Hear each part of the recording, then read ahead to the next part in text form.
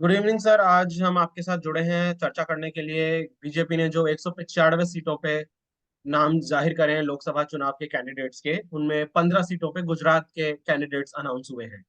तो उन पे पहली प्रतिक्रिया आपकी। जी हाँ, देखिए 15 सीटों पे अनाउंस किए हैं। कोई ज्यादा सरप्राइजिंग एलिमेंट इस लिस्ट में है नहीं। कुछ जो जाने माने निष्क्रिय थे, यानी जिनका ग्राउंड कनेक्ट नहीं था, उनको ड्रॉप किया गया। उनकी बदले में रिप्लेसमेंट आया है। कास्ट बैलेंसिंग किया गया है, कम्युनिटी बैलेंसिंग ये हम देख रहे हैं। जो हमेशा बीजेपी का कैंडिडेट के लेवल पे प्रयत्न रहता है। जो रिपीट किए गए हैं उनमें भी जाहिर है, जिनको रिपीट किया गया है माना ही जाता था रिपीट करेंगे। अ, राज्यसभा के दो मेंबर जिनका अर्ली अप्रैल में टर्म खत्म हो रहा है, परसोत्तम रुपाला, मनसुख मांडविया, उनको कैंडिडेट बनाया गया। लेकिन इसमें ये भी कोई सरप्राइज एलिमेंट नहीं है। पिछले कई दिनों से इसकी चर्चा थी।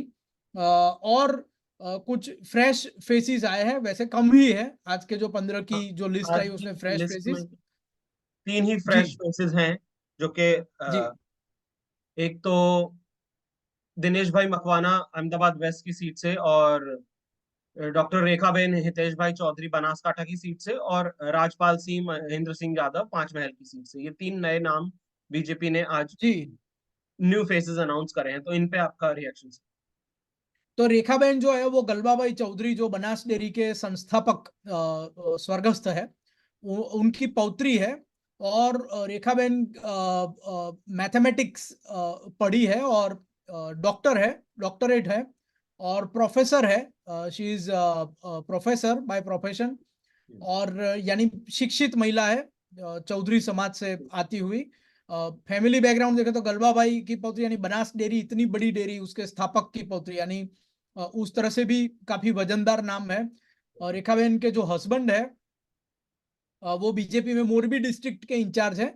और भी कई सारी एबीवीपी से लेके युवा मोर्चा से लेके कुछ डिस्ट्रिक्ट में ऑफिस बैरर वो रहे हैं। युवा मोर्चा में तो खैर स्टेट लेवल के ऑफिस बैरर थे। तो ये डॉक्टर रेखाबेन चौधरी एक शिक्षित महिला चौधरी समाज से बनासकाठा की सीट के लिए। इससे पहले पर्वत भाई पटेल यहाँ बीजेपी के अभी एमपी है। और पर्वत भाई का एक विवाद, जो वीडियो विवाद हुआ था, खैर काफी समय पहले हुआ था, लेकिन वो काफी चर्चा में आया था। हालांकि उन्होंने कहा था कि इसमें मैं नहीं हूं। लेकिन अब और पर्वत भाई उससे पहले स्टेट गवर्नमेंट में मिनिस्टर भी रह चुके हैं। तो अब एक नया फेस बनासकाठा में इंट्रोड्यूस किया गया है। हालांकि पार्टी के लिए यह नया फेस नहीं है। रेखाबेन और हितेश भाई चौधरी पार्टी के लिए नया फेस नहीं है, पार्टी ऑर्गेनाइजेशन के लोग जानते ही है। लेकिन पब्लिक के लिए एक नया फेज है, इलेक्टोरल पॉलिटिक्स में एक नया फेज है। दूसरा जो नया फेज है, अहमदाबाद वेस्ट से दिनेश भाई मकवाना। हाँ, अहमदाबाद में जो दिनेश भाई मकवाना है, तो वो सिविक बॉडी के लेवल पे, अहमदाबाद म्यूनिसिपल कॉरपोरेशन के लेवल पे जाने माने है। जो सिविक बॉडी का रिपोर्टिंग करते हैं, वो सारे पत्रकार भी जानते हैं। Deputy mayor he had been, standing committee में भी थे, और लीगल कमिटी के चेयरमैन थे, वो एडवोकेट है। और एज वी नो कि अहमदाबाद वेस्ट की ये जो सीट है, वो रिजर्व्ड है शेड्यूल कास्ट के कैंडिडेट के लिए। यानी शेड्यूल कास्ट के कैंडिडेट के सिवा यहाँ कोई नहीं लड़ सकता। तो दिनेश भाई उसी सेगमेंट में से आते हैं। He is from Wankar community, और अराउंड 50 ईयर्स उनकी एज है। डेप्यूटी मेयर थे। और यहाँ का मैं बता दूं आपको कि जो एग्जिस्टिंग, यानी जो एमपी है, कि doctor Kirit Solanki, more than one term, जब doctor Kirit Solanki VS hospital में डॉक्टर, और जब उनको सिलेक्ट किया गया तभी एक सरप्राइज था लोगों के लिए कि ये कहाँ से नाम आया। कोई पार्टी में वगैरह में कोई ज्यादा जानता नहीं था उनके बारे में। लेकिन फिर उनको लकी माना जाता था, एक टर्म, और फिर दूसरी टर्म भी उन, यानी एक से ज्यादा टर्म्स भी उनको मिली। लेकिन हालांकि वो डॉक्टर, प्रैक्टिसिंग डॉक्टर, लेकिन कोविड का जो समय था उसमें उनकी इतनी सक्रियता नहीं दिखी। और उसके बाद भी ग्राउंड कनेक्टिविटी की कंप्लेंट्स थी, ऑर्गेनाइजेशन के प्रोग्राम में उनके अटेंडेंस के बारे में भी काफी सारी कंप्लेंट्स थी। तो तय माना जाता था कि ही विल बी ड्रॉप्ड।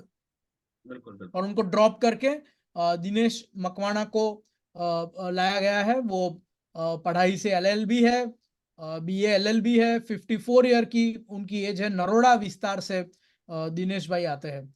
जो थर्ड नया फेज है, वो है राजपाल सिंह यादव। यहाँ पे भी पार्टी। प्रॉब्लम था ग्राउंड कनेक्ट का, कनेक्टिविटी का। जो एमपी यहाँ के बीजेपी के है लोकसभा के, खैर राजपाल सिंह सिर्फ 42 इयर्स ओल्ड है।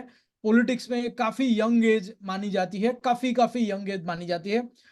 He is from Kalol, from Panchmahal. वो बारैया क्षत्रिय कम्युनिटी से आता है, farmer by profession. 2 terms district panchayat में वो रहे पंचमहल में, यानी डिस्ट्रिक्ट लेवल पे उनका पॉलिटिक्स में उनका एक्टिवनेस है।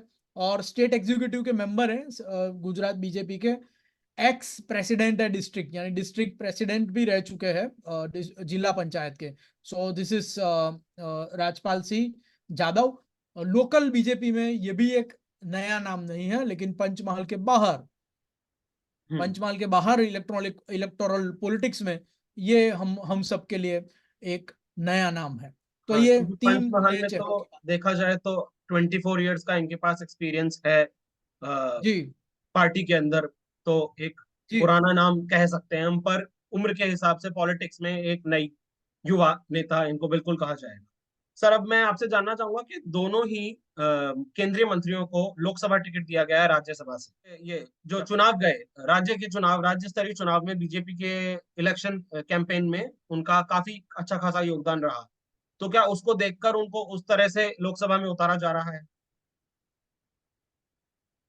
जी देखिए, राज्यसभा से जीतना उससे लोकसभा से जीत के पार्लियामेंट में जाना ज्यादा अच्छा माना जाता है। बिल्कुल। यानी कई ऐसे भी लीडर्स हैं जिन्होंने राज्यसभा में से इस्तीफा दे दिया और फिर लोकसभा लड़े, क्योंकि उनको पब्लिक में से चुन के आना था। तो उसकी एक जैसे आप जानते हैं मनमोहन सिंह, वो बिल्कुल। आसाम से राज्यसभा से चुन के आए थे, तो काफी क्रिटिसाइज हुए हुए। थे कि भाई बिल्कुल। जो प्रधानमंत्री है वो लोगों से चुन के नहीं आया है।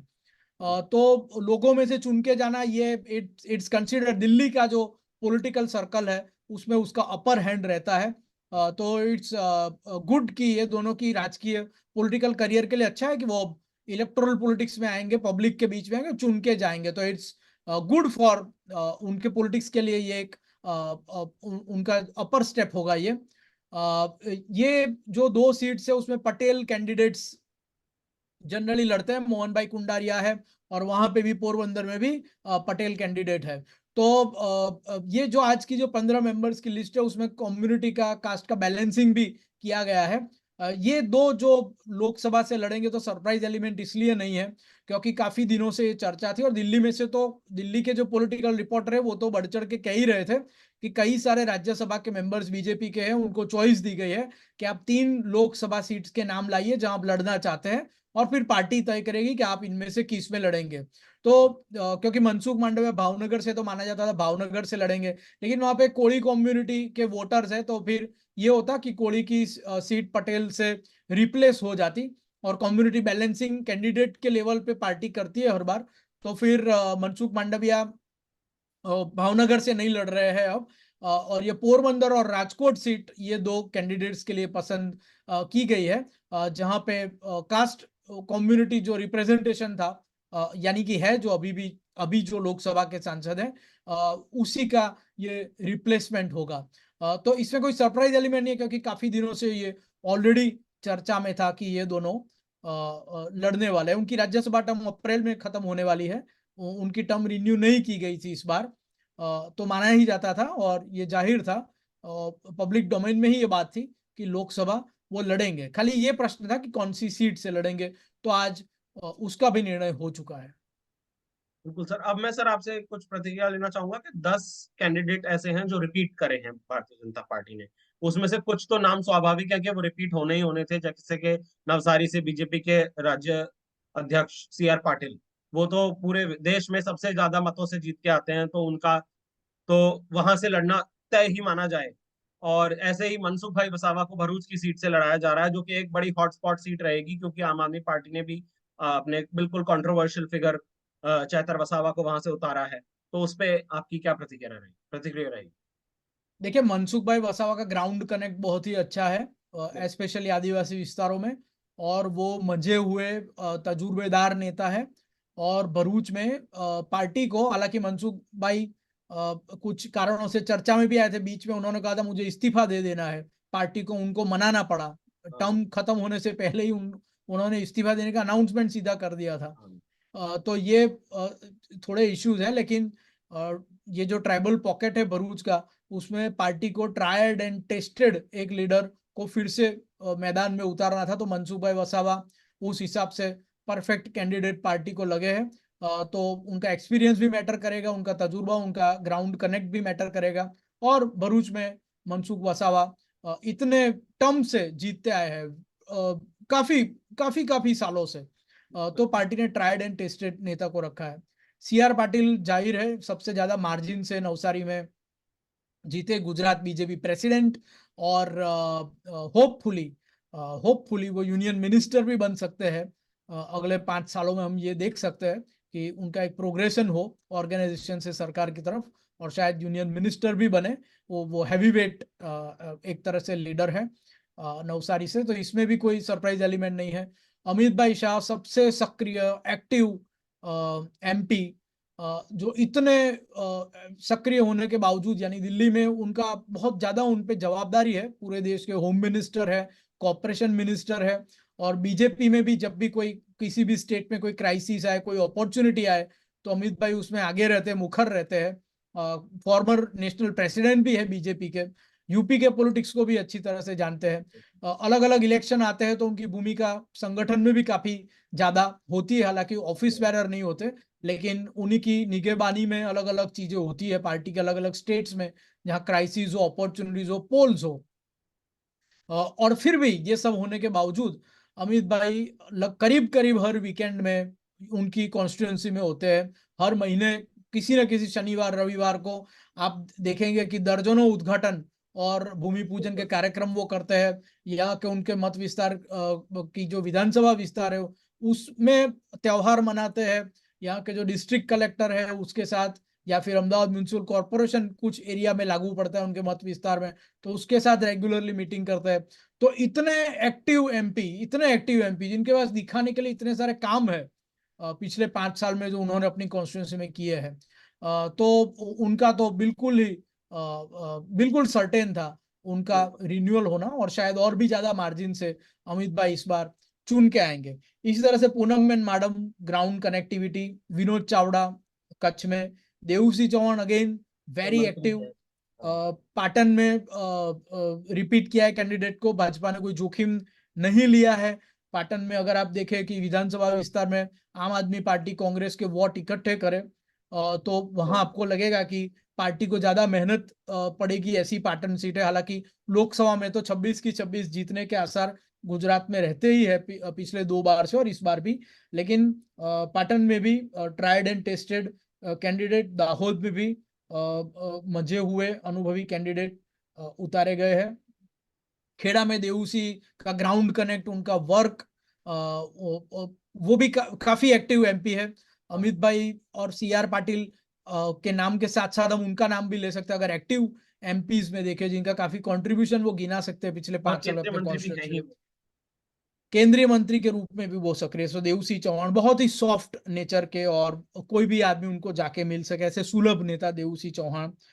तो और एकदम लो प्रोफाइल फिर भी, तो ये सारे कैंडिडेट्स रिपीट किए गए हैं। ओवरऑल आज की पूरी जो लिस्ट है उसमें कोई सरप्राइज एलिमेंट नहीं है, लेकिन अब जो सीट्स बाकी है, क्योंकि 26 सीटें 15 घोषित हुई है, तो 11 सीटें अब बाकी रहती है। तो वहां के जो एग्जिस्टिंग एमपीज है उनके मन में ये जरूर होगा कि हमारा नाम क्योंकि पहली लिस्ट में नहीं आया है, तो कुछ सोच विचार हमारे एरिया के कैंडिडेट्स के बारे में चल रहा है। तो उनकी सांस जरूर आज अभी अद्दर होगी। और देखते हैं कि वहां कौन से कैंडिडेट्स आते हैं। इसमें सूरत की सीट भी है, इसमें अहमदाबाद का ईस्ट का सीट भी है, वडोदरा इसमें का सीट वडोदरा भी का है, सीट भी है। जिसपे कयास ये लग रहे सारी हैं कि पार्टी की शायद। सीट, हाँ ये सब सारी पार्टी की सीट कही जाती है बिल्कुल कि पार्टी जिसको खड़ा रखे खड़ा वो करेंगे। जीते, ऐसी ये सीट्स है। तो देखते हैं कि वहां पे कौन से कैंडिडेट्स आते हैं। बिल्कुल। Thank you sir for joining us. धन्यवाद। शुक्रिया।